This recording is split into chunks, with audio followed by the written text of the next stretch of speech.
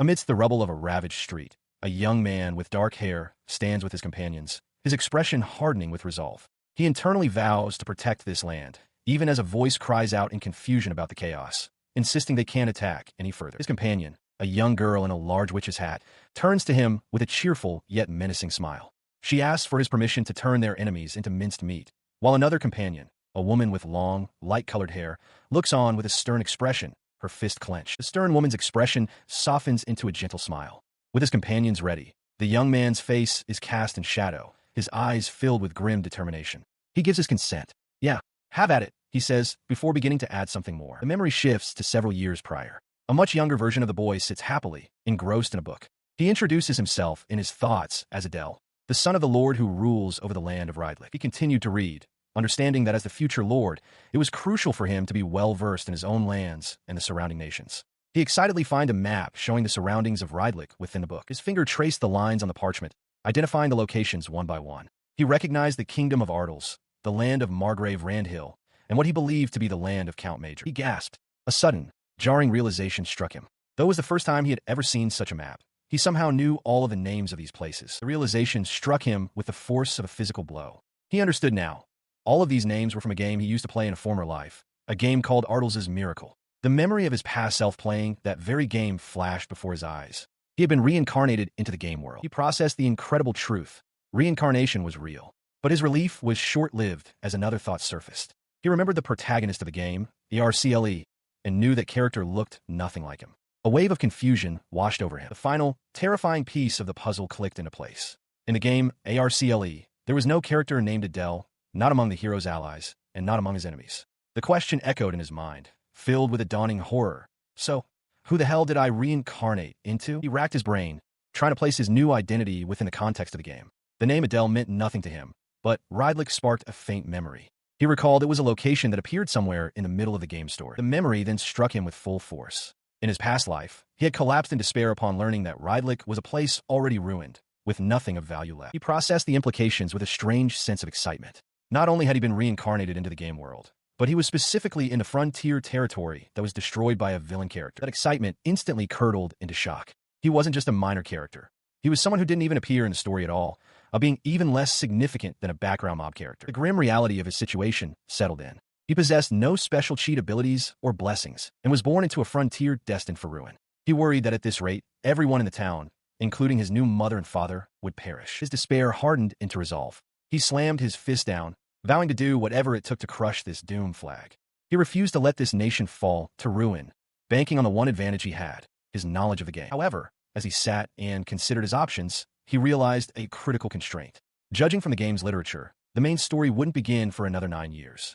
That meant he had to figure out a solution within that time, a period he felt was far too short with the scant information he possessed. He decided he could at least try to find the true cause of the nation's downfall if he started investigating now. As his hand swept over a map showing the surrounding nations, a sudden, chilling realization struck him. The map laid the terrifying truth bare. His small home of Rydlik was located within the land of Count Major, which was itself surrounded on all four sides by territories ruled by supremely powerful villain characters, the Land of Death, the Western Forest, and the land of Margrave Randhill. He began to list them in his mind, each one a catastrophe. The demon folk in the Land of Death aimed to wipe out humanity. The Witch of Calamity in the Western Forest was a last boss-level threat. The daughter of Margrave Randhill was a villainess, and Count Major himself was a crazed demon. He was trapped, surrounded by nothing but final bosses, and the overwhelming reality sent him into a panic. He despaired, wondering how a puny noble, less significant than a background character, was supposed to deal with such an overwhelming mess. His mind raced. He only had 9 years left. In the game's backstory, one of the villains had attacked this land,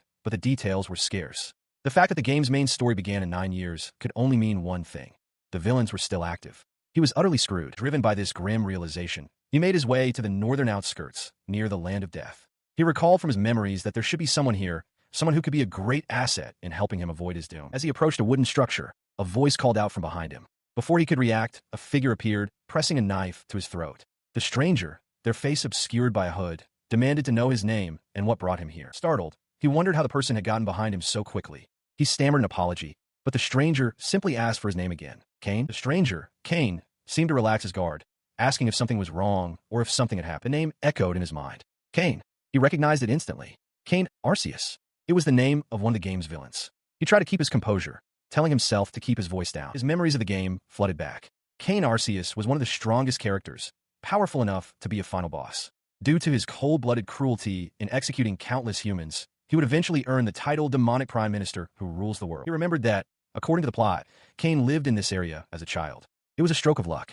This was the boy who, for some reason, would fall to darkness and seek to wipe out all human nations. Adele realized it was worth the risk to come and find it. A brilliant idea struck him. The game's plot was still 9 years away. This meant that all the characters who would become the great villains and final bosses were still just kids. He imagines a new path forward. If he can win over the future villains while they are still young, they won't just cease to be threats. They could become powerful allies, fighting alongside him in future battles. His plan is not to defeat them, but to win them over and use their strength. To protect his land and avoid his own doom, he resolves to turn even villains into his allies. For a puny noble, this is his only means of survival. His strategic reverie is shattered by the sound of coughing. The boy, Cain, cries out for his mother. As Adele wonders how he will win them over, a new variable presents itself. He follows the sound into a small, rustic room where a woman with long, light hair sits up in bed. She looks frail but offers a gentle smile, asking who he might be. Cain stands protectively between them. Before he can answer, Cain angrily demands to know who let him in, stating that his mother is bedridden. Adele, however, is struck by the woman's beauty and, more importantly, by her pointed ears, a special trait of the demon folk, just like Cain's. The matching features confirm his suspicion with absolute certainty. There is no doubt about it. Both of them are demon folk. This revelation aligns perfectly with his memories of the game. He recalls that they live in hiding in this ramshackle hut precisely to avoid persecution from humans. Cain turns back to his mother, his voice filled with concern as he urges her sleep, reminding her that she still has a fever. Adele watches, remembering the grim future where their hidden house is discovered, and they're driven away by humans. As he watches, a darker memory surfaces. He recalls that Cain's mother dies from her illness as a direct result of these events. This tragedy becomes the catalyst for Cain's revenge, leading him to decimate the entire kingdom. Realizing her survival is key to winning Cain over, Adele decides he must introduce himself properly. He steps forward and formally introduces himself as Adele Rydlick, the legitimate heir to the Lord of Rydlick. Cain is stunned to hear he is a lord.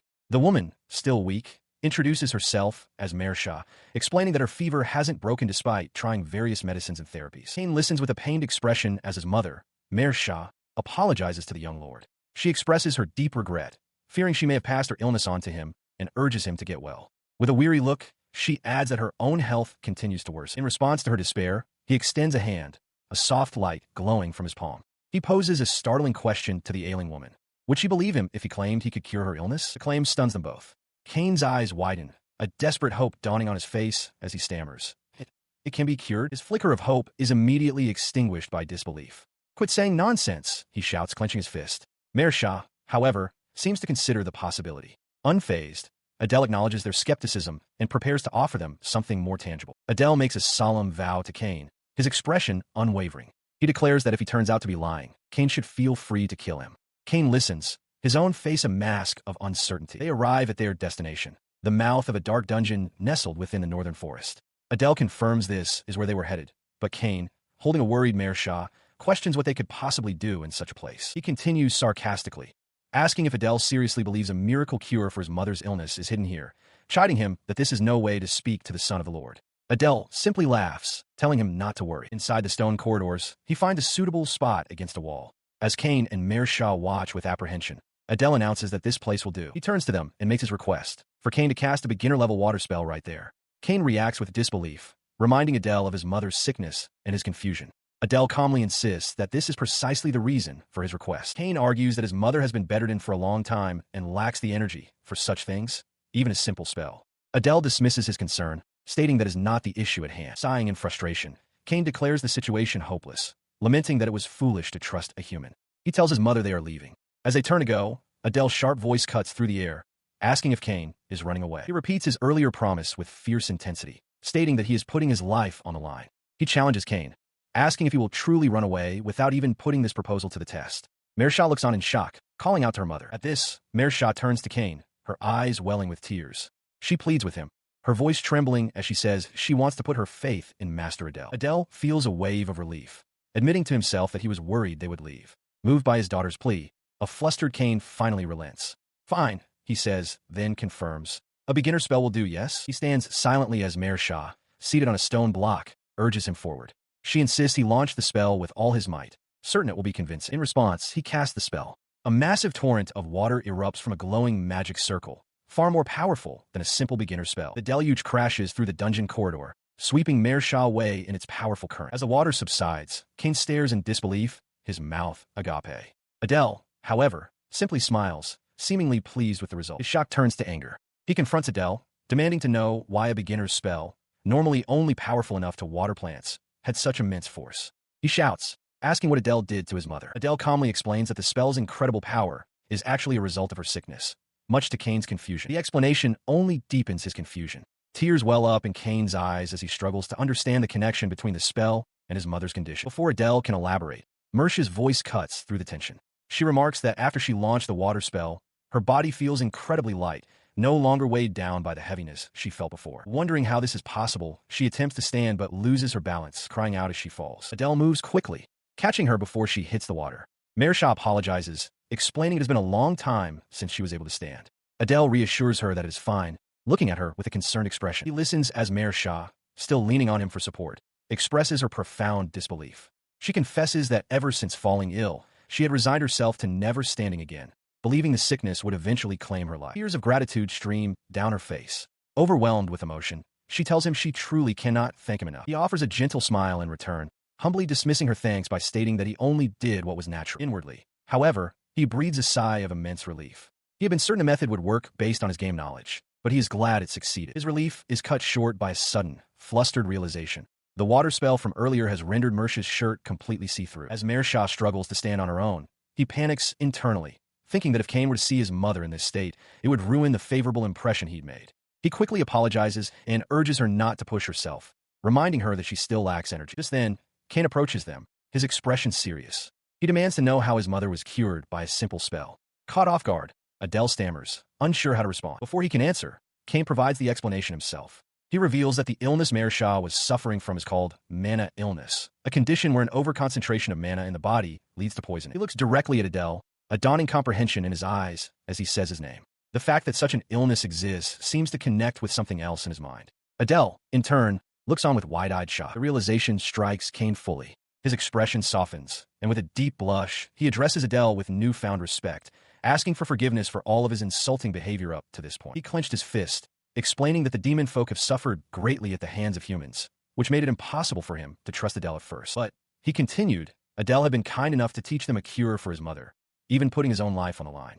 As he began to kneel, he formally introduced himself, Cain Arceus. He then bowed his head low before a surprised Adele, pledging his eternal loyalty. The sudden declaration left Adele momentarily stunned, while Cain looked up with earnest resolve. Reaching down, Adele took Cain's hand to help him rise, accepting his pledge by saying he was glad to have him. From a short distance, Mersha watched the two. A few days later, in a well-appointed room, a demon folk attendant with long, light hair brought a tray to Adele, announcing that she had prepared tea. Adele thanked Cain, revealing that he had asked his father to allow both Cain and Mersha to work in their mansion. He learned that Mersha was also in the dungeon, practicing water spells as per his instructions. The attendant remarked that she never imagined an illness where one wouldn't recover mana by resting, but instead had to launch spells to get better. Adele then explained the mechanics of mana illness. It occurs when the body recovers more mana than its capacity, creating a harmful surplus. Releasing the excess mana through spells eases the symptoms. He concluded with a grave warning that if Mersha had continued to simply rest, her life would have been in danger. The attendant expressed her awe at his extensive knowledge, but Adele,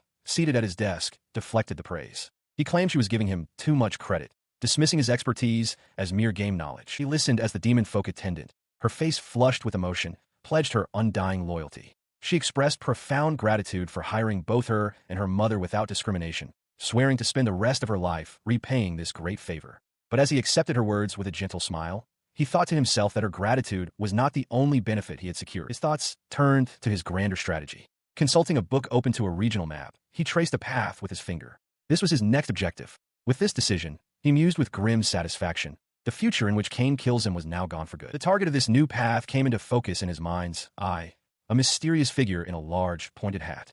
He knew exactly who he needed to find, the silent witch who lives in the western forest. 3 months have passed since Adele hired his new attendants. In his spare time, Cain dedicates himself to swordsmanship training, all while continuing his service. Mersha, on the other hand, has taken charge of all the cooking in the mansion. She greets Adele warmly one morning, announcing that breakfast is ready. As he eats, Adele marvels at the meal, thinking to himself that her food is to die for and has become a daily highlight. Shah then asks if he plans to visit the dungeon again for his mana illness treatment. He confirms that is the plan, declaring that it's time to begin his conquest of the Witch of Calamity. Taking his words far too lightly, Shah beams and offers to pack a lunchbox for the occasion. She volunteers to tag along and even suggests inviting Kane, leaving Adele utterly baffled. Their destination is a dungeon hidden within the northern forest, a place that holds a particular secret within its dark depths. In the deepest floor lies the silent witch, Sienna, whose mana pool is vast enough to decimate the entire world. According to the old stories, she was deceived by a wicked individual, which twisted her heart to hate humans. Legend says that whoever lifts her seal will be granted immense power. Before long, she became a villainous figure, feared by all as the Witch of Calamity as she brought destruction down upon the land. Adele knows these events only transpire after the start of the game's timeline. With 9 years to spare, he chose this dungeon as a pretext for treating Mercia's illness. He clenches his fist, determined to reach the deepest floor and deal with Sienna's seal himself. But there's an issue. He glances at the picnic basket, thinking his mother definitely packed too much food. His concern is validated as he watches Shah cheerfully setting up a full picnic spread. He can only stare, internally lamenting how incredibly laid-back his mother is. He finally speaks up as Shah offers him a bite to eat. He asks if they don't intend to dive deep into the dungeon. Both Shah and Kane look at him in shock, as Shah asks what he means. To them, this was clearly just a picnic. He quickly clarifies his intentions, explaining that while he does plan to reach the deepest floor someday, for now, they are just scouting. The picnic idea, however, still seems to puzzle him. His backtracking frustrates Shah, who argues that since they've come this far, it wouldn't hurt to press on a bit deeper. Adele observes her, realizing with some concern that she is dead set on this. In response to her outburst, Kane calmly states that he has seen the effort she's been putting into her training every day. Shah then whispers that she was excited to show Master Adele the results of her hard work. He offers a kind smile, reassuring her that even if she doesn't get to show him today, he will look forward to the day she can. A faint blush appears on Mercia's face as she agrees. As the group settles on the dungeon floor, the attendant asks Adele for permission to start casting magic spells. He agrees, but internally sighs with worry. He recalls that in the game, this dungeon required a level of at least 20 to clear, a feat that would push Kane to his limits, while he himself could offer little combat support. He stands, arms crossed, contemplating his strategy. While there is still time before the witch's seal is broken by some villain, he firmly believes that securing her as an ally as soon as possible is the most prudent course of action. His thoughts then drift to the true reason for his urgency. It's because the witch Sienna is, in his memory, a highly appealing character with the best physical design of anyone in the game. An alluring image of her fills his mind. He imagines the perfect scenario. Sienna, freed from her seal, gently holds his face and thanks him, asking his name. This is how he envisions their first meeting should unfold. The fantasy deepens as the imagined Sienna promises to fulfill any wish he desires, offering to indulge him in big sis pampering play. A smug, satisfied expression crosses Adele's face as he revels in the thought. Suddenly, his daydream is shattered by a sharp question from behind him. "What are you three doing here?" He whips around, startled, to see his companions staring at him. He stares in shock, stammering her name as a woman in an apron and another in a large witch's hat appear before them. The woman in the hat furiously demands to know what they think this place is. Her fury builds as she identifies herself as Sienna, the silent witch, berating them for daring to disturb her dwelling. Adele, watching from the back, realizes with dawning horror that for her to be in the higher levels, someone must have lifted her seal. This display of rage convinces Adele that she looks mad as hell. He panics, wondering if she has already been brainwashed into hating humans. Her voice drips with contempt as she asks if they have any idea how much of a nuisance they've caused. Kane and Shah can only look on, confused by her accusation. She glares down at them, her eyes cold and sharp, accusing them of playing dumb. With a flare of magic igniting in her hand, she declares that she will make their bodies understand just how much they have angered her. A powerful aura erupts from her form. The immense pressure of her magic sends a shockwave through the chamber, forcing Adele and Kane to brace themselves. Adele realizes with alarm that her power is on par with that of a last boss. As they struggled, a spiky-haired young man appears, cheering Sienna on and proclaiming that they will forever lament in the afterworld for incurring her wrath. Adele, overwhelmed, wonders what he can possibly do. He shouts a command, telling Shah she needs to cast a water spell at Sienna immediately.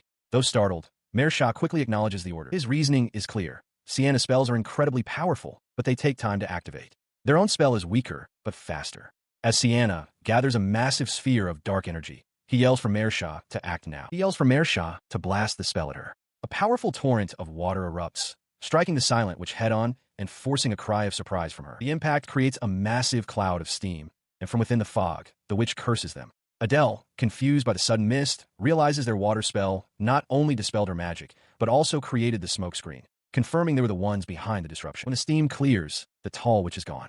In her place stands a small, drenched girl, complaining that they made her wet again. As Kane and Shah stare in confusion, the girl asks who they are. When they counter by asking who this child is, she proudly declares that she is Sienna. She then announces with a pout that her illusionary spell has been dispelled. Adele, completely baffled, asks what she means by that. Sienna explains that the adult form they saw before was a fake created with illusion magic. This smaller body, she states, is her true form, one that possesses a stronger presence. He is struck dumb by this revelation. The words illusion and true form echo in his mind. He had assumed her adult appearance was something she would grow into, but the crushing realization hits him. This is her form for life. Sienna, unaware of his turmoil, asks what he is thinking about. The shock overwhelms him, and he collapses to his knees, muttering about the fake illusion spell. Kane rushes to his side in alarm, calling out to Master Adele. His fist trembles on the stone floor. He cannot believe it. After looking forward to meeting Sienna for so long, this was the reality. The idealized image of the adult Sienna from his memory shatters into countless fragments. Overwhelmed, he lets out an internal scream, cursing the game's developers for this cruel twist. Sienna looks down at the distraught group from a stone well. She clarifies that when she spoke of a nuisance and them being behind it, she was simply referring to their water spell. She points an accusatory finger, her voice rising to a shout. She declares that she has been repeatedly subjected to being submerged in water, all because they have been blasting water spells in the dungeon every single day. Adele attempts to clarify, stating they have only been casting spells on the first floor. She dismisses his point, explaining that while true, the dungeon has many floors. The water they cast trickled down from floor to floor, eventually reaching the deepest level where she was sealed away. She continues her frantic explanation, revealing the water broke through the walls near her seal, and she was on the verge of drowning. The others listen in stunned silence, realizing with horror that their actions were an unintentional method of lifting her seal, all while she merely wanted a peaceful night's sleep. After her dwelling was submerged, she barely managed to survive and escape to the upper floors. And as if that ordeal wasn't enough, she fumes. They then had the nerve to drench her in water directly. Her face twists in a furious scowl as she demands to know how they intend to make amends for what they've done. Reacting to the palpable threat, Kane quickly moves to shield Adele, telling his master to get behind him. He freezes, gripped by a fresh wave of panic. It dawns on him that Mersh's water magic will no longer be effective, and he realizes with dread that this entire situation has created yet another doom flag for him. Before the tension can escalate further, Mersha rushes forward, bowing low in a desperate, heartfelt apology. She confesses that she was the one casting the water spells, explaining that it was part of a treatment protocol for her illness. The revelation leaves both Sienna and Adele utterly stunned. Sienna listens to the explanation, her expression unreadable beneath the brim of her large hat. Kane's voice echoes in the chamber, assuring her that they bore no ill will and had no intention of causing her harm. Hearing this, Mersha steps forward, her face a mask of desperation. She tells Sienna she wouldn't mind if all the witch's fury were directed at her, but she begs her to spare the two behind her, bowing low in a desperate plea. Before she can continue, Adele steps in front of her, firmly saying no. He takes responsibility, admitting he was the one who ordered Mersha to cast the spells and offers his sincere apology. From the side, Sienna seems to agree with his sentiment. He then bows his head deeply, expressing his profound regret. He repeats that while he never intended to cause her harm, he is terribly sorry for all the trouble he has caused. Sienna seems to finally understand the situation.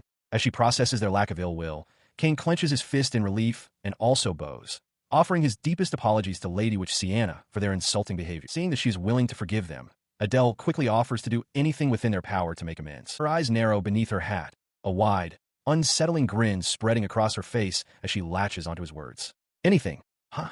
She repeats with relish. His relief instantly turns to dread. He remembers that despite her appearance, she is still a villain. He panics, wondering what she might demand as payment, perhaps even their lives, and immediately regrets his open-ended offer. But Sienna simply puts a finger to her lip with a cheerful expression. She declares that she's famished and supposes she'll have them treat her to some food. The request leaves Adele, Kane, and Mersha utterly stunned. His mind races with the implication she's coming to their mansion. The memory of her overwhelming, menacing power flashes before his eyes, filling him with terror at the thought of bringing the Witch of Calamity home with them. His horror was met with an expression of pure, unadulterated joy from Sienna.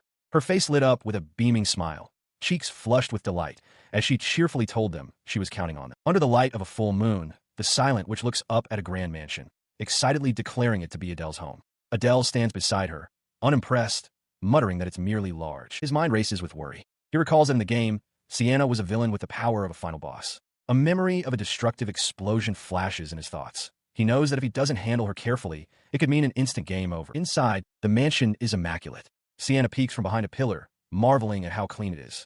A young woman in a maid's uniform, Mersha, explains cheerfully that she and the other maids clean it thoroughly every day, all thanks to Adele. Sienna smiles, noting that to afford such a residence and staff, his social standing must be quite high. Adele looks away, responding that a noble family like his would never do something so reckless with all their power. Pointing a finger at him, She grins mischievously, questioning what grudge he holds that would make him want to drench her with water in her own room. Adele is stunned, realizing she hasn't forgiven him for their previous encounter. He had thought it would be simple to win her favor, but now sees it will be far more difficult. Their exchange is interrupted by an older, mustachioed man in a fine suit. He welcomes Adele home before turning his gaze to Sienna, politely asking if she is a guest. Adele introduces the man as Baron, the head butler. He tells Baron to prepare a meal for their guest. Acknowledging the request is sudden. Mersha offers to serve them, but Sienna seems more interested in her, asking if she's free. Baron thanks Mersha for her readiness to help. He then steps forward with a confident smile, instructing Baron to entertain their guest with the utmost care. The butler's eyes widen slightly in surprise before a look of understanding crosses his face. He calmly agrees. As Baron leads Mersha away, he explains that he is a veteran who has managed the servants since before Adele was born, assuring that no one on staff would be unsatisfactory. He declares that Mersha's service combined with his cooking will be a perfect match, and asks them to wait in their room. 30 minutes later, Sienna sits at a large dining table with Adele and Mersha. Visibly annoyed, she holds up a hand, complaining about the delay and demanding to know how long they plan to make her wait. Mersha apologizes profusely. As Adele frets about the delay and wonders where his butler has gone, the door swings open. Baron enters, bowing deeply and offering a sincere apology for the long wait. He then turns to Sienna and, on Adele's behalf, presents her with a magnificent bouquet of roses freshly picked from the garden. Sienna stares back, completely taken aback by the unexpected gesture. Adele questions the gift of flowers, but Baron explains with a confident wink that he heard his master say a beautiful flower is fitting for a wonderful lady. The butler asserts that he must provide special hospitality for such an important guest and will not be dissuaded from his methods. Clutching the bouquet, Sienna's cheeks flush with a faint blush. Adele watches her, startled, realizing that this strange girl might actually be pleased by the gesture. At that moment, Mersha enters the dining room, announcing that the meal is ready. Baron expresses his approval, while Adele notes with surprise that Sienna, now, seems to be in a surprisingly good mood. She presents the main course, a specially made, steaming meat pie, served alongside a bowl of soup.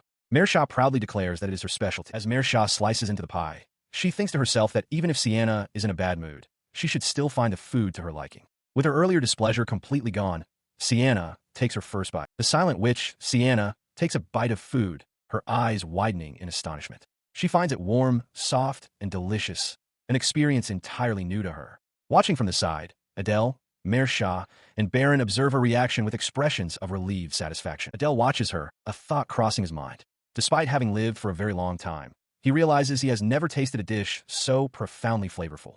He finds it hard to believe. His thoughts coalesce into a startling conclusion as he stares at Sienna. He wonders if it's possible that she has never been given a proper meal, that her life, until now, has been one of nothing but poor treatment. She, however, is oblivious to his inner turmoil, stretching contentedly and declaring herself full. With the meal finished, she proclaims the hospitality operation a success. Adele watches, realizing he can't push her for information right now. As she celebrates, he ponders his next move. He's already presented her with flowers and a fine meal. What else could he do? Just then, Mersha steps forward, asking Sienna if she would like to take a bath. The witch looks up, surprised by the offer. She turns to Adele with a bright smile, noting that the grand bath is very spacious and perfect for soothing his fatigue. She gives him a knowing wink, leaving him momentarily taken aback. Her offer then extends to Sienna directly, as Mersha volunteers to wash the witch's back. Flustered, Sienna begins to protest, but Adele interjects. He thanks Mersha for her consideration, but expresses concern, asking if it's truly all right for the two of them to be alone. He continues, explaining that he doesn't believe Sienna is particularly dangerous. Mersha's expression hardens slightly. She looks at him intently and simply says here. Her single word is followed by a shift in scenery to a grand, steamy bathroom. Mersha's voice echoes with assurance, telling Adele to leave everything to her. Inside the opulent bath, Sienna's eyes are wide with amazement. She exclaims that she has never seen such a spacious bath before. From beside her, Mersha cheerfully agrees, remarking that it's so large they could swim in it. She stretches with a contented sigh in the warm, steamy air, but offers a playful warning to Mersha, who watches with an amused smile. If Mersha tries anything strange, she'll be turned to ash in an instant. Submerged in a large bath, she listens as Mersha expresses her gladness that she is enjoying it. Mersha explains that this bath is well regarded, as it's the same one the servants use. The witch seems intrigued by this fact. She remarks that it is quite unexpected for servants to share a bath with their master. Mersha clarifies that it was Adele's idea, but his son, Cain, flatly refused to join them. Sienna questions the wisdom of bathing with someone else, asking if it isn't dangerous.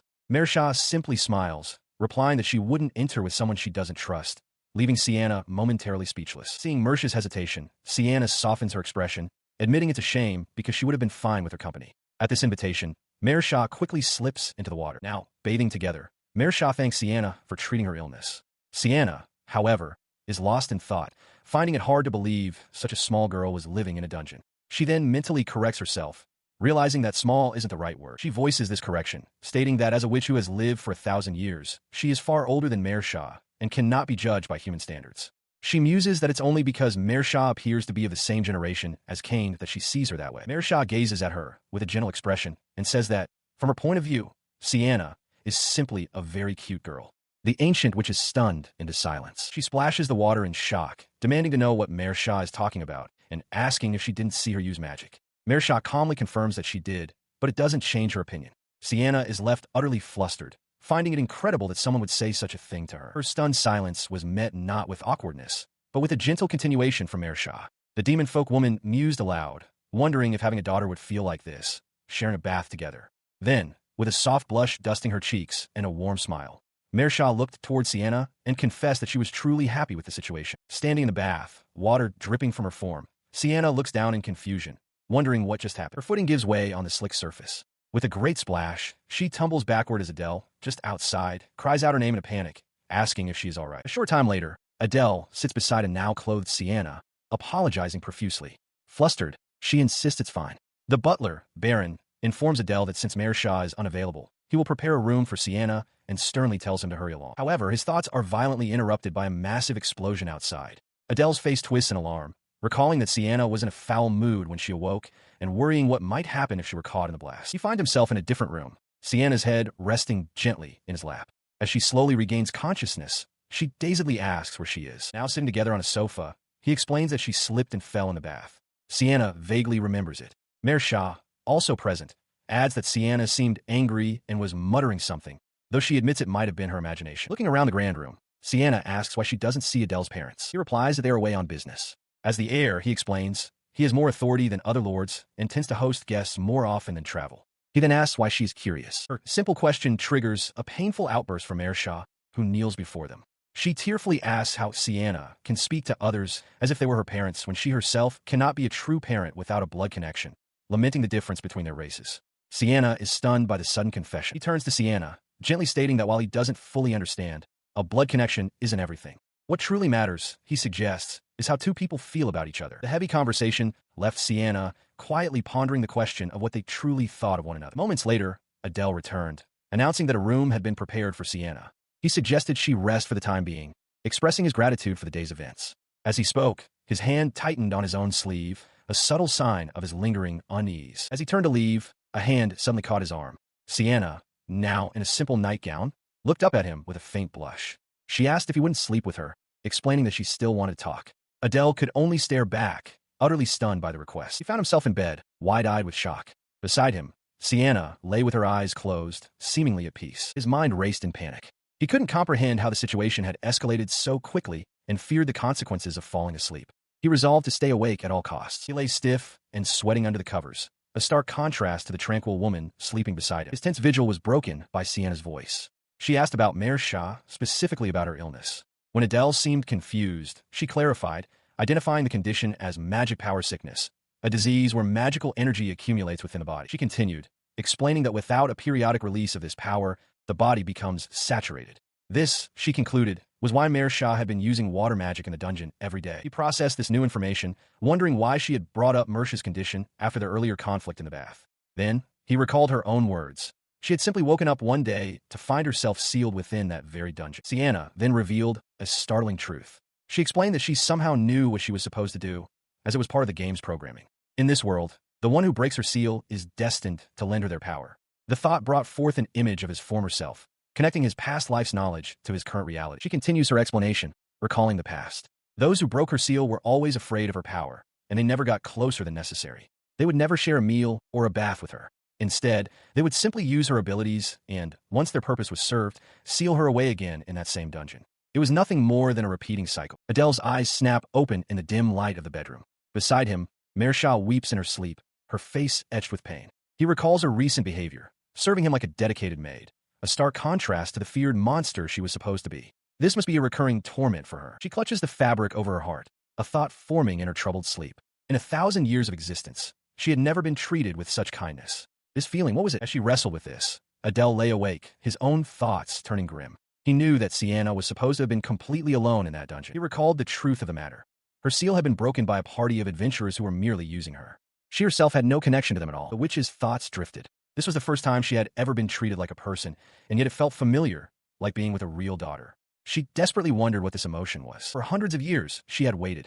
Alone, in a windowless dungeon deep underground, she had waited for her seal to be broken. Returning to the present, Adele gently nudges Mersha. He asks what's wrong, his voice soft. She stirs, waking with a start and apologizing immediately. She sits up, flustered, explaining that she was just thinking how dear he is to her. She then asks if he heard what Sienna said to her, wondering if he's worried she might be upset. Adele remains still, his back turned to her. Her distress mounts. She insists that being a witch, a monster, none of that matters. Her hand clenches the bedsheet, her knuckles white. From the floor beside her, Adele's voice cuts through her turmoil. He tells her that she is the one who gets to decide how she feels now. If she felt even a little bit of happiness, he advises she should tell Mersha that tomorrow. She asks, her face obscured by her hair, if it is truly all right for her to be the one to decide. The next morning, she stirs from her sleep, waking beside Adele. He, however, had been awake for some time, his mind racing. He had narrowly avoided death, but he knew the danger wasn't over. To be safe, he had resolved to stay awake until morning. But his resolve had failed him. He jolts awake with a start, realizing with a shock that he had fallen asleep after all. His immediate concern is for the girl he calls Sia. He turns to find her side of the bed empty, and a flash of panic grips him. He imagines the worst, the Witch of Calamity and the other Mersha taking her away, and realizes he must hurry to get her back. He throws open the door and rushes out, shouting her name, Mersha. But the scene that greets him downstairs is not one of abduction. The other Mersha, along with the girl in the witch's hat, are sitting calmly at a table, and they greet him good morning. The girl in the witch's hat cheerfully explains that Sia-chan invited her to breakfast, and that they have prepared a portion for him as well. Adele stands in the doorway, utterly baffled. His mind struggles to process the information. Sia-chan, having breakfast together? He cannot comprehend what is happening. The girl then beams, throwing her arms out wide as she makes a grand announcement. She'll be living in this house too. Baron, the butler, calmly reminds Adele of his words from the previous night, that he had told her she should be the one to decide. Flustered, Adele tries to stammer out an explanation. He only meant that she should decide what she wanted to do, but he is cut short by the person in the bow tie, who questions his judgment. They ask how he could possibly have given permission for such a dangerous individual to stay. He sat in his room, still in his nightclothes, as the lecture continued. His butler exclaimed that he had truly done it this time, questioning the wisdom of allowing a stranger who wielded such immense magic to roam free. As Adele remained silent and overwhelmed, a cheerful voice echoed from the mansion, announcing that breakfast was ready. The realization dawned on him. This was all part of Sia's successful strategy. He could only wonder at how this had all come to be. Standing by a sunlit window, Adele Rydlick holds a cup and gazes outside, remarking to himself how peaceful it is. He takes a sip, a content smile on his face. He reflects that, based on his knowledge of history, the conflict involving Cain and Sienna becoming allies shouldn't happen for some time. He believes he can relax for a while. His tranquility is abruptly shattered as a girl in a large witch's hat bursts in, calling his name. It's Sia, who excitedly demands that he accompany her to the lowest level of the West Forest dungeon. Adele can only stare back, utterly bewildered. He responds with a loud, drawn-out cry of refusal. Now slumped on the floor, he vehemently insists that he will absolutely not go to any dungeon. Sia, however, is unfazed. She points out that he just ran out of the dungeon's water and tells him to go to her room on the lowest level to retrieve her belongings. He argues back, reminding her that she's been to the dungeon many times. He questions how many monsters she expects to encounter on the way to the bottom, sarcastically noting that there are no monsters on the first floor. His demeanor shifts, his expression hardening. He tells her that while the area seems safe, he'll handle anything that might happen to her. Then, his voice rising in anger, he shouts at her not to mock his weakness. His mind flashes back to the moment he realized he had been reincarnated. The first thing he did was check his own status. The results were horrifying. Every single one of his magic values was 0, and his growth rate was a dismal -10. He clutches his chest, the memory still sharp. It wasn't just that he was born weak. His status confirmed that his growth rate was an impossibly low -10. The crushing realization hits him with full force. To learn even the most basic magic, which a normal person could master in weeks, would take him years. The character of Adele was designed from the very beginning to be broken. It was a deliberate choice by the game's creators. In other words, he shouted in despair, the terrible realization crashing down on him. In this world, he was certain he would lose to even the weakest of monsters. It was as if he'd been cursed with the greatest debuff imaginable. He was, without a doubt, the weakest noble. His panicked outburst was directed at Sia, who watched him with a blank expression. He insisted that for someone as pathetically weak as him, venturing into the lowest level of the dungeon was a guaranteed death sentence. Sia, however, seemed entirely unfazed by his pleas. She explained that she had already asked others for help, but they were all busy today. From behind a piece of furniture, Adele could only listen in disbelief, realizing his fate was sealed. Just then, the head butler, Baron, appeared, encouraging Adele to go and playfully calling it his first date. Sia added that she needed someone to carry her things and began to physically drag the protesting Adele away, ignoring his cries of refusal. Despite his protests, he found himself on the second basement floor of the West Forest dungeon. He looked around the stone corridors in shock, exclaiming that there were no monsters anywhere in sight. She calmly reassured him, reminding him that she had said it would be fine. She explained that all the monsters had already been taken care of by Mersh's water magic, which was why he didn't have to fight so desperately to refuse. Their destination was a room in a state of utter chaos. Furniture was overturned and shattered, with books and papers strewn across the floor. Adele stared in disbelief at the wreckage that was apparently Sia's room. She turned to him with a bright smile, thanking him for accompanying her. She explained that this was what had become of her room during her absence, and now she needed his help to search for her belongings. Seeing his expression, she added playfully that it was just a joke and he could curse her later. Sia surveys the room, noting that while there are many books and staves, the books are likely useless. Holding a crystal-topped staff, Adele wonders if so many are necessary, concluding they must each have different effects. Sia then peeks into a closet and announces that the clothes inside seem to be in good condition. She explains that the staff Adele is holding enhances water attribute magic, allowing anyone with an aptitude for it to use it as a substitute weapon. However, she clarifies that beginners can only use elementary magic with what are known as magic tools. She then calls out, asking if anyone is around. Adele stares at a status screen, revealing his own magic values are all 0. He has no magical aptitude whatsoever. A realization dawns on him. Perhaps if he equips the staff, he too can use magic. Meanwhile, Sia has changed into a simple white nightgown. She examines her reflection in a tall, ornate mirror, humming softly to herself, pleased that it fits perfectly. She twirls around happily, showing off the garment to Adele and commenting on how nice it is. She then asks for some water, but he seems lost in thought. In response to her request, Adele raises the staff with a look of intense concentration. He shouts an incantation for a water bullet to pierce his foe. Sia looks on, utterly bewildered by his sudden action. A powerful stream of water erupts from the staff's crystal, blasting Sia directly and drenching her from head to toe. Adele stares in amazement, marveling that he was truly able to use magic without any training. Below him, the soaking wet Sia trembles in silent fury, muttering his name under her breath. He suddenly rushes forward, grabbing Sia by the shoulders and bringing his face close to hers. With an intense expression, he demands that she give him the staff. She looks up at him, flustered. Her mind races, unable to believe that such an incredible item exists in this world. She thinks to herself that the things Sia possesses are on a completely different level. She relents, explaining that the ring he holds is a magic tool that enhances the effects of healing magic. A realization dawns on Adele. With this method, he can level up smoothly. He declares his new goal with sparkling eyes, to become the weakest noble. With his plan in mind, he stands at the edge of a stone chamber, staff in hand, ready to begin. Several weeks pass. Finally, his work is done. He proudly announces that the second floor is completely submerged. Sia watches him, marveling at a strategy she never would have conceived. She remembers telling him long ago that Mersh's monsters have been annihilated by water magic. The conventional method for gaining experience was to defeat monsters one by one, a grueling process that left adventurers battered and exhausted. But their plan was different. Sia explains the process. First, the monsters are allowed to die. Then, she will revive them underwater, by flooding the dungeon floor. Just as was done to Mayor Shah, they can gain experience from the revived monsters without any risk. However, she notes that it took weeks just to flood a single floor with Adele's magic, and her own barrier spells were necessary to contain the water. Adele clenches his fists, trembling with excitement. He exclaims that he's managed to gain experience points without getting hurt, and Sia, smiling beside him, remarks on his incredible enthusiasm.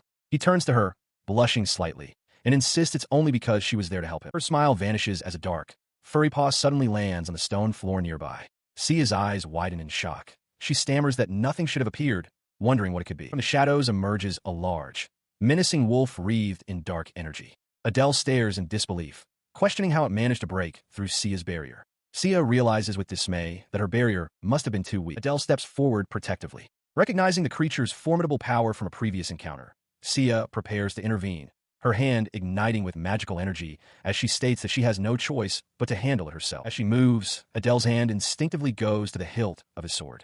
He internally questions her decision to fight alone, recalling how she had insisted on her own weakness while helping him train every day. He wonders if she is truly serious about facing this threat by herself. He steps in front of her, brandishing a magical staff towards the snarling beast. He declares that he is the one who is supposed to be growing stronger, then shouts a command, "Water! Answer my call and become a piercing bullet." In response, a powerful jet of water shoots from the staff, striking the wolf head-on.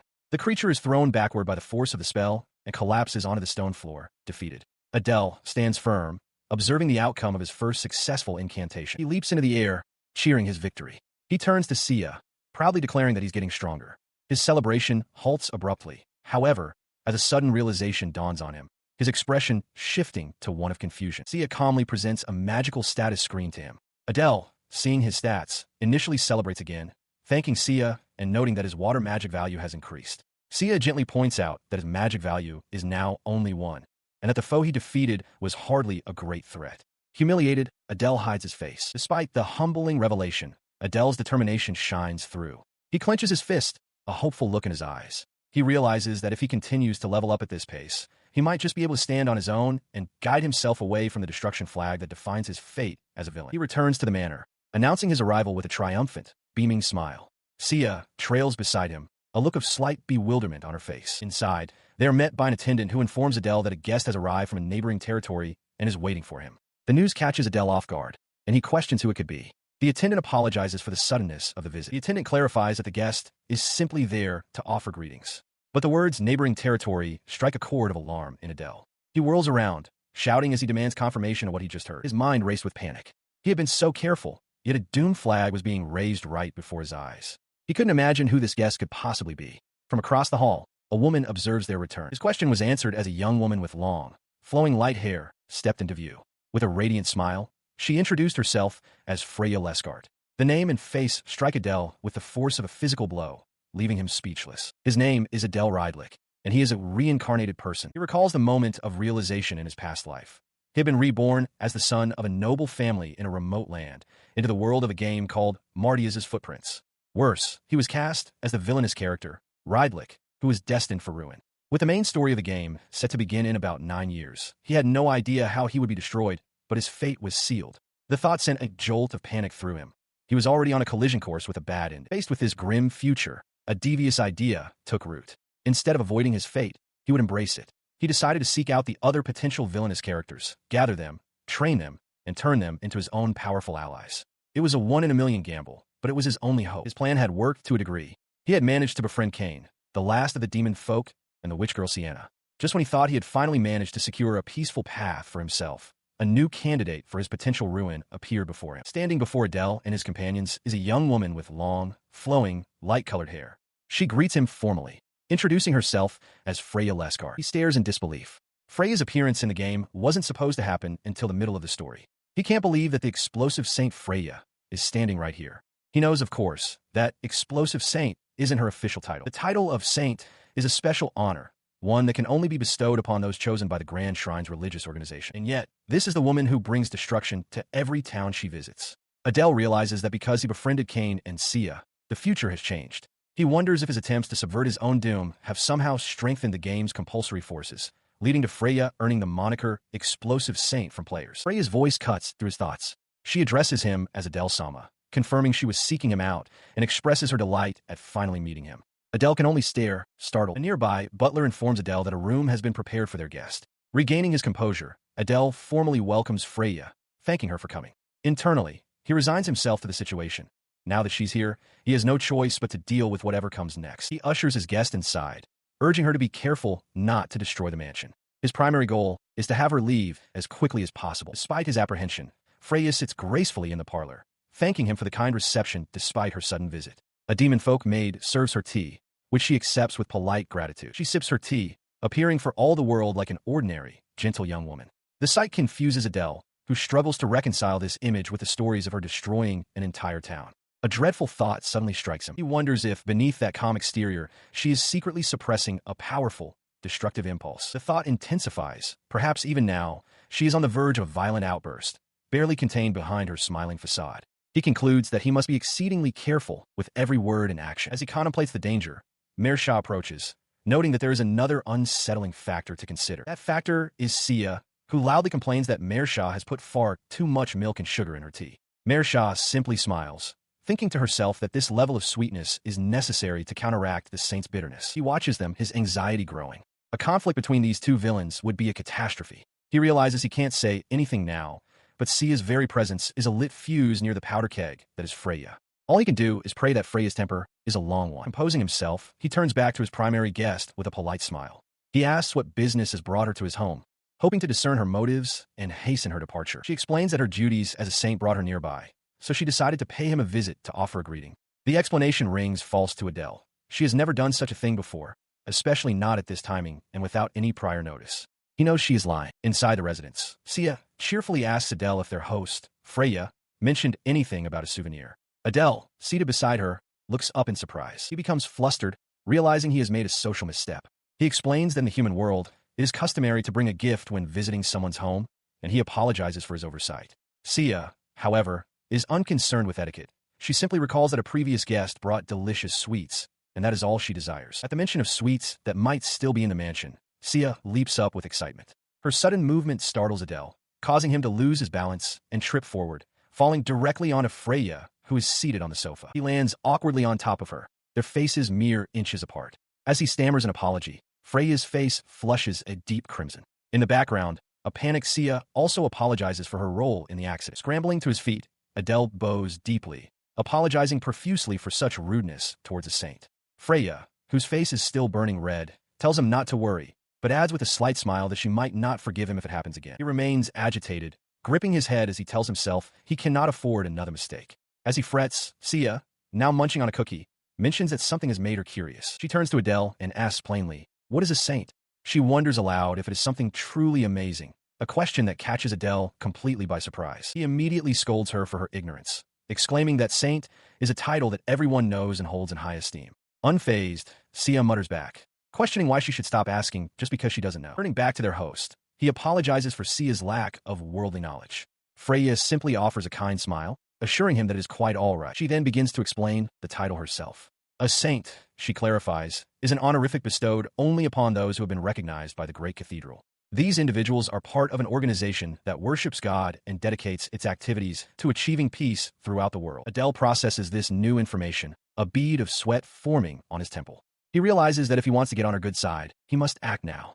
The thought that she was chosen to be a saint is truly astounding to him. Freya continues, clarifying that her duties involve more than just light and recovery magic. A key part of her service is healing people. The statement short-circuits Adele's thoughts, his mind conjuring an image of the explosive saint's head catching fire. He snaps back to reality, wondering why she has suddenly fallen silent. She offers a gentle smile, explaining that she is still in training and is simply visiting various lands to broaden her horizons. Flustered, Adele realizes he needs to follow up on this, while Sia watches with a discerning gaze. He notices that Sia's expression shifted the moment magic was mentioned. Turning to her with a serious look, Adele asks for a private word. Before they can speak, a knock sounds at the door. A maid enters, suggesting to Adele that since it is getting late, Freya should be invited to stay the night. Adele immediately protests, insisting that Freya must be busy with her duties and should return home. He mutters that having the explosive saint around tomorrow would be too much to bear. His objections are ignored. As Freya and Sia are led away, Freya, now in a nightgown, remarks on how spacious and wonderful the bath is. Adele shouts after them, telling them not to raise the standards so casually. Just then, Baron appears before a defeated Adele. The head butler informs his master that he will personally guide Lady Freya. He then asks if the bedrooms will be shared. Before Adele can respond from his position of utter defeat on the floor, Baron declares with absolute authority that has already been decided they will be separate. In an opulent bathroom, Freya Lescart soaks in a steaming tub, a faint smile on her face as she dips her foot into the warm water. Her contentment fades, replaced by a somber, troubled expression as she stares down into the water. From outside the bath, her attendant begins to speak about Adele, remarking on how that person truly is, but she quickly cuts herself off, deciding it's best not to discuss it at the moment. Elsewhere, Adele enters a room, looking for someone and asking if the task he had requested has been completed. He finds Sia, who gives him a cheerful confirmation, stating that the appraisal of the Saintess Freya's status is perfect. Adele thanks her, noting that Freya's demeanor had changed the moment magic was mentioned. His concern is evident as the three of them gather in a drawing room. Freya stands apart, her expression downcast. Adele explains to her that he had a reason for his unease and had asked Sia to perform the appraisal, then turns to Sia to ask how she confirmed the results. In response, Sia reveals the results. Freya's magic values are 0 for light and recovery, with 3 points in dark. She has a single skill, Berserk, and the title Beloved by the Evil God. Adele is stunned, questioning what this means and how someone from the Great Divine Church could be associated with an evil god. He recalls that while cults worshipping evil gods existed in the game, Freya's stats are still baffling. Her light and recovery magic levels are far too low, and she has no aptitude for fire or wind magic either. He considers the implications further. The title of Saintess is supposed to be granted only to those with a certain level of light or recovery magic. He turns back to Sia, asking if this means Freya uses dark magic to cause her signature explosions. She refutes his theory, Sia explains that, as far as she knows, it's strange, but Freya doesn't use dark magic for her explosions. In fact, she shouldn't be able to cause an explosion without fire magic at all, leaving Adele even more confused. He listened intently as Sia explained a critical principle of magic. If someone with a negative affinity for an element attempts to force its use, it can result in a massive explosion. The revelation startles him. He questioned if such a thing as a negative affinity was even possible. Sia confessed that she wasn't certain. She had never encountered anyone like that before. His mind raced, trying to reconcile this new information with his memories of the game. He recalled that within the game's mechanics, magical affinity values never dropped into the negative. Yet, two inconsistencies about Freya stood out. Her repeated use of explosions despite lacking a fire affinity, and her selection as a saintess with no aptitude for light or recovery magic. And then, a final, chilling piece of the puzzle fell into place: the existence of the evil god. He concluded that Freya must have sensed something was amiss with her own status. If all these disparate facts were connected to her explosive power, then he had no choice. He needed to speak with her directly. The following day, he led Freya to a desolate, rocky landscape near the outskirts of the city, an area known as the Land of the Dead. Confused, she asked him why he had brought her to such a remote location. He explained that because of its ominous name, very few people ever ventured here. Freya looked around at the barren wasteland and agreed that it was indeed a lonely place. Turning to face her with a serious expression, he stated that its isolation was precisely the reason he chose it. He assured her that whatever she was about to say, she could confide in him alone. The sudden gravity of his tone took her by surprise. Her gaze fell for a moment before she looked back at him, her expression troubled. She asked if he believed she was worried about something. He noted internally that she was as perceptive as he'd thought. Her composure finally broke.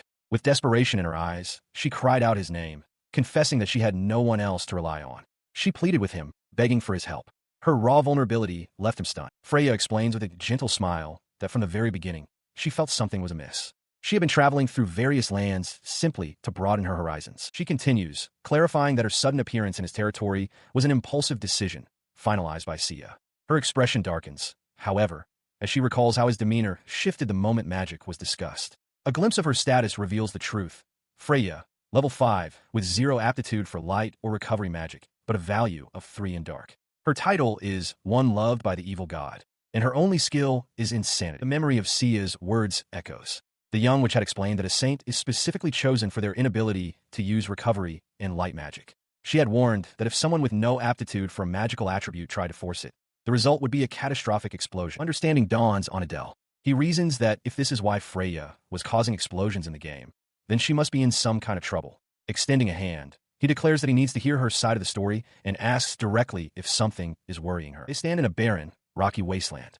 Freya looks down at him from a short distance, her expression unreadable. She quietly asks what, exactly, he means by wanting to help. Her composure breaks. With wide, distressed eyes, she confesses the truth. Several months ago, she suddenly became unable to use her magic. He listens, processing this new information.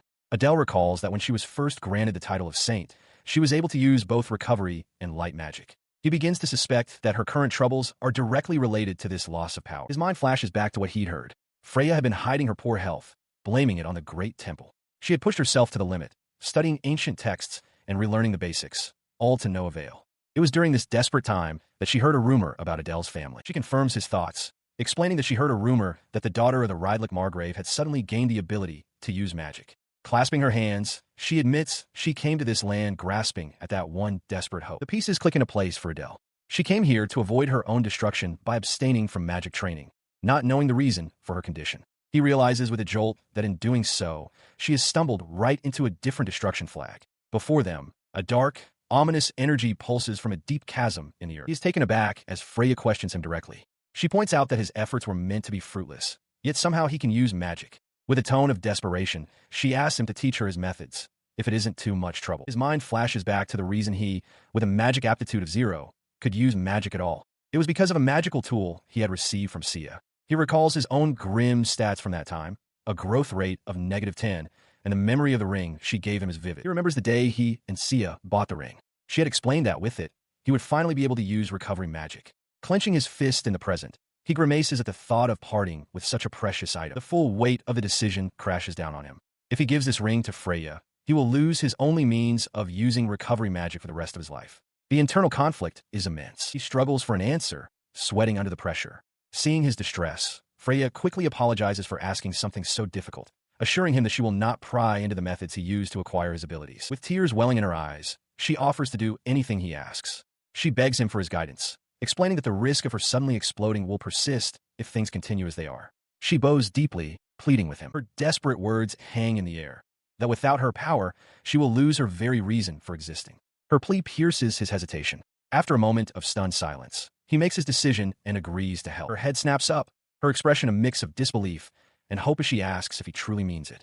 He offers a reassuring smile, clarifying that while he can't guarantee she'll be able to use magic exactly as she once did, he does have a strategy in mind. A wave of immense relief washes over her. She realizes that being indebted to him here might not be so bad after all, as she silently offers her profound thanks. With the agreement made, they move to a barren, rocky clearing. Sia and a maid attendant are also present.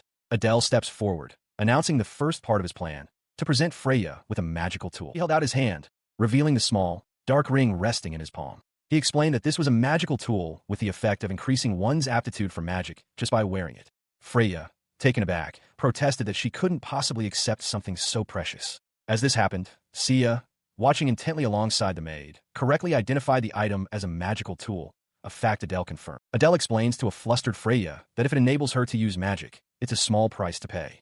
He adds with a gentle smile that it will also help eliminate one of his own death flags. He then asks her to hold out her hand. A nervous Freya agrees, but is taken aback when he asks which finger she would prefer for the ring. Despite her confusion, she hesitantly extends her hand towards him, her fingers trembling slightly. He takes her offered hand and gently slides a delicate ring onto her finger as she watches, her face flushed. He looks down at her hand, a flicker of confusion on his face as he wonders why she chose that particular finger, the ring finger of her left hand. Freya, however, is overjoyed. She explains that it's the first time a man has ever given her a ring. Adele muses that a saintess likely wouldn't be familiar with accessories. Beaming, Freya holds up her hand and vows to treasure the ring forever. Her heartfelt declaration brings a warm smile to his face. He tells her that her words make him happy, and he truly means it. Sometime later, in a barren, rocky clearing, he begins to explain the ring's effects. He clarifies that while it's only a beginner-level item, it should enable Freya to use recovery magic. He asks if she's listening, but she seems completely distracted, waving happily. He calls out to her, stating that she can use her recovery magic now. Freya looks around, confused, and asks what he means. She points out that there is no one there who is injured. He calmly replies that there is. As Freya watches in shock from behind, Adele produces a knife, declaring with a determined smile, "I'll use this." Despite Freya's desperate pleas for him to stop, her voice trembling as she begs him not to do it, Adele remains resolute. Sia and the maid attendant also try to intervene, telling him to stay away from Freya, but their words have no effect. He ignores them all. With a grimace of determination, he drives the knife clean through his own palm. Blood splatters from the wound as Freya watches in stunned silence, her hand flying to her mouth in horror. Holding out his bleeding hand, he calmly instructs Freya to try using recovery magic. He reasons that since she is the one who will heal him, it's not a serious matter. Freya, however, remains speechless, unable to process what he has done. The sight triggers a painful memory. Freya is suddenly transported back to a time when she was ostracized by villagers, their accusing fingers pointing at her as they called her useless. The weight of their scorn washes over her once more. A gentle touch on her shoulder pulls her from the dark recollection. She looks up to see Adele standing beside her, his expression soft and understanding. He looks at her with a reassuring smile, telling her it's all right. He insists that she can do it and asks her to simply believe in herself. Freya stares back, her wide eyes still filled with shock and uncertainty. His words seem to reach her. A quiet sound of acceptance escapes her lips as a blush spreads across her face, her resolve hardening. She turns to face him fully. A strange thought occurs to her. If Adele says she can do it, then she truly feels like she can. With newfound confidence, she agrees to proceed and asks him to present his hand. With her hands held up, a deep blush on her face, Freya's expression is a mixture of intense focus and newfound determination. As she begins her incantation, she thinks of the warmth from his touch on her shoulder. A powerful desire to heal this kind person wells up inside her, and she calls upon the spirits of healing to answer her and bestow their blessing. She unleashes her power, a brilliant column of light erupting from her hands. With a desperate cry to heal, she directs the overwhelming energy toward Adele's wound, her face a mask of intense concentration. The light she summoned intensifies, engulfing Adele in a blinding, pure white radiance that floods the entire area. The sheer scale of the magic leaves her stunned, her hands still outstretched in disbelief at the power she has just wielded. As the light fades, Adele looks at his hand in amazement, realizing the wound is completely gone. He murmurs that he's been healed. Behind him, Freya slumps, utterly spent. Tears of relief stream down her face, dripping onto the cracked earth as she thinks to herself how glad she is that she put her faith in him. Her silent thoughts give way to audible sobs of overwhelming relief. With tears streaming down her face, she brings her hands to her mouth and thanks him again and again, her voice thick with emotion. He looks at her, a gentle and reassuring smile on his face. Freya, still emotional, expresses her happiness at finally being useful, but he begins to softly disagree. Freya looks down, her hands clasped over her stomach, deeply moved. She murmurs Adele's name, touched that he would give up a precious item and even injure himself just to help her. Her mind conjures a dazzling, idealized image of Adele, who flashes a charming smile and declares how wonderful she is. In her imagination, Freya blushes, completely captivated. The reality for Adele, however, is far less glamorous. He recoils with a look of pure shock, the memory of his recent ordeal still fresh. He truly thought he was about to die. He lets out a quiet sigh of relief, calming himself. He reflects on the extreme measures he took, stabbing himself with a knife for the first time, which lowered his aptitude and solved the mystery of Freya's magic. At least, he muses, he won't have to endure that pain again. He then turns his attention to Freya, stating that the danger isn't completely gone. The possibility of her light magic exploding still remains, a destruction flag that hasn't been fully averted. She looks at him, puzzled, and asks for clarification. Adele explains that if she uses the ring to cast recovery magic repeatedly, her own magic value will gradually increase over time. He suggests they should wrap things up and head back to the Great Temple. Freya, however, latches onto his previous word, her voice barely a whisper as she repeats, repeatedly. A sudden, startling realization dawns on her. She looks up at Adele, a deep blush spreading across her cheeks, and asks if he means that he will keep injuring himself for her to practice on until her level increases. The implication of her own words sends her into a panic. She stammers that for her sake, she wouldn't mind if he hurt himself repeatedly, then immediately retracts the statement, shouting that she didn't say that at all. Adele is stunned by her outburst. He holds his hands up defensively, a look of alarm on his face as he tries to calm the flustered Freya, stammering her name. He is taken aback as Freya leans in close, her face flushed with determination. She declares that she, Freya Lesgard, will stay with him for as many times as it takes, vowing not to let his kindness go to waste until her magic is completely spent. She then presents a knife, her eyes shining with an unsettling fervor as she asks him to take it. With a blush, she even offers to make the cut herself, leaving Adele in the background, utterly aghast at her proposal. Without waiting for a reply, her voice rings out, encouraging him to endure as she prepares to act. Moments later, the group stands before the gates of the estate, a grand carriage waiting to depart. The attendant with the bow tie places a reassuring hand on Adele's shoulder, remarking that he is finally free. From the carriage window, Freya offers her sincere gratitude for his assistance. She continues, reflecting aloud that she has been so preoccupied she'd forgotten to think about the period when she lost her magic. She muses that it might have been around the time she met a certain individual. The attendant elaborates, explaining that this person was introduced by a high official of the church, but no one knows the specifics, and even their own memory of the events is unclear. Adele processes this, finding the new information intriguing. He thanks them for the information with a polite smile. Internally, he dismisses the idea that the Great Temple is directly involved with his curse, but decides to remember the detail, just in case. He concludes that since Freya can use magic again, things will be peaceful for a while, as he has no further reason to meet with her. Just as he resolves this internally, Freya calls his name from the carriage. He turns to face her, and she looks away, a hint of melancholy on her face. She then looks up, her face bright red, and timidly asks if it would be all right for her to visit him again. The question hangs in the air, leaving Adele speechless and her attendants utterly shocked. She clasps her hands together, her face lighting up as she asks if he truly means it. Still reeling from her request, Adele stammers out an affirmative, insisting that of course she can.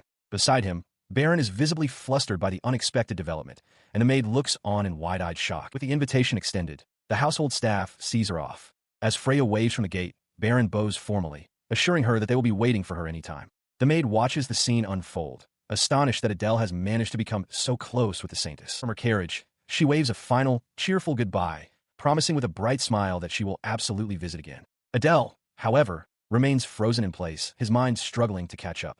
He numbly processes the fact that she is coming to see him again, and that she even gave him a ring. His mind conjures a terrifying image of the Saintess, her face twisted into a menacing grin as she brandishes a pair of knives. The thought of her returning fills him with a profound sense of dread. The overwhelming stress proves too much. The maid rushes to his side, asking if he is all right, but it's too late. Adele collapses onto the ground, utterly spent. The shock of the encounter was so great that he would remain bedridden for the next week. On the East Highway, a small group travels along a dirt path. Sia, trailing behind Adele and another companion, lets out a weary sigh, wondering aloud if they will ever reach their destination. She throws her hands up in frustration, complaining to Adele that she's been tired for a while now and demanding he do something about it. Their bickering draws the attention of Freya, who calls Sia an impatient brat.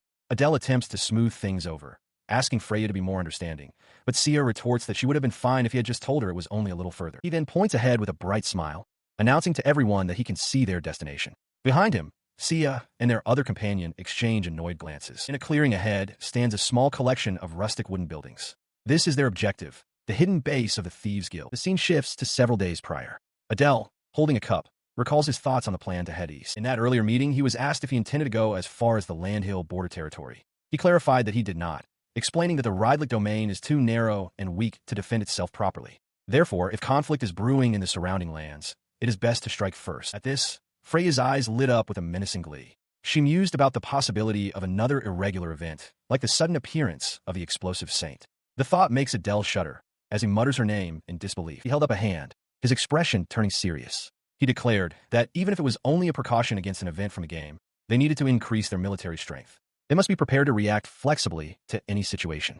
This mission, he stated, was the first step. Back in the planning room, Freya questioned the connection between this goal and heading east. The maid attendant explained that hiring a regular army costs a great deal of money. Adele added that standing out too much would only provoke the surrounding nobles, making a covert approach necessary. He explains his plan, pointing to a map of the area. His target, he reveals, is a thieves' guild hiding at the edge of the Eastern District. The objective is to recruit them as mercenaries. This information, of course, was something he had learned from a game. He reflects that in the original story, a certain villain was supposed to be part of this very household, a fact that has now changed. Mayor Shah, sitting beside him, questions his true intentions. She asks if this is really about the Thieves Guild, sensing that his actions are not merely for military reinforcement, but also a countermeasure against the potential ruin flag. He turns his attention to Kane, explaining that other nobles are also hiring people, so a certain amount of military buildup won't be suspicious. Placing a hand on Kane's shoulder, Adele tells him to ask for his help when the time comes, leaving the young man looking up at him, flustered. From across the room, Sia's voice pipes up, asking if she and Adele are the ones going on the mission. He confirms that they are, stating that it can't be helped. He then asks Mersha to stay behind this time. She is visibly shocked, protesting that she is worried about them going with only children. Though she understands the desire to be discreet, her concern is palpable. Adele attempts to reassure her, noting that Sia's magic will be an asset and affectionately calling her mother. Kane, however, is filled with a new sense of purpose. Clenching his fists with a determined grin, he declares that he has the sword training he received from Baron. He tells Adele to rely on him, eager to prove his worth. His sudden enthusiasm leaves Adele momentarily speechless, only able to offer a quiet thank you. Mersha looks on with resignation as Kane firmly agrees to the plan. Later, Adele addresses Mersha directly. She turns to him with a bright, gentle smile, promising to put all her skill into making him a packed lunch for the journey. Her offer is immediately overheard. Sia pops into the room, excitedly asking if it's a picnic and demanding meat pies. Adele, caught off guard, realizes his conversation has been discovered. Surveying the desolate landscape, Kane asks if this is the bandits' hideout. Adele Rydlick, looking concerned, realizes the scenery is far more grim than he remembered from a game. Their arrival does not go unnoticed.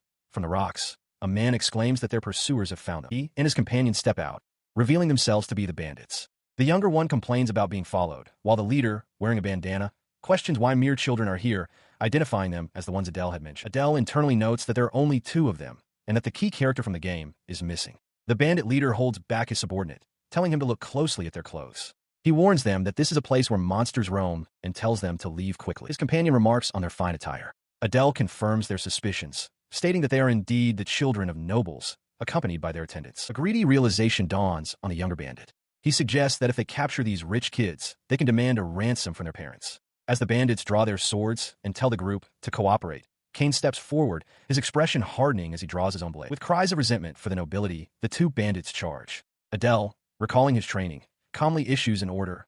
Kane, neutralize them, but do not kill them. In a flash, Kane surges forward to meet their attack. He moves with blinding speed. The bandits can only react with shock as Kane slams the flat of his sword into the leader's side, sending him reeling with a pained grunt. Watching the display, Adele is taken aback. He knew from their daily sword practice that Kane was strong, but he is astonished to see him capable of overwhelming humans to such a destructive degree. The bandit leader grits his teeth in frustration as he parries another swift strike from Kane, their blades clashing with a sharp ring of steel. With the fight concluded, Kane glances back, a subtle pride in his expression. Adele is left speechless, wondering how his attendant had become so overwhelmingly strong. The defeated bandits can only marvel at his power, admitting they couldn't even land a blow. The swordsman's swift takedown left the bandit leader furious. He turned on his own men, shouting and demanding to know what they were doing while he was away, dealing with what he'd assumed was just a minor disturbance. His shouting carried over to the others. The bandit leader looked towards them, mocking how his men were beaten by such a child. The young woman accompanying Adele and Sia noted that there seemed to be more bandits than expected. But Sia's expression hardened, her teeth gritting in anger at being called child. The bandit leader continued his taunts, calling them shameful for being bested by a mere girl. Her anger finally boiled over. Sia unleashed a torrent of magical energy, the ground erupting around her in a violent blast. Caught in the explosion, the bandit leader screamed in defiance that she was no mere child. As the dust settled, Sia stood amidst the destruction, calmly asking, "How is that?"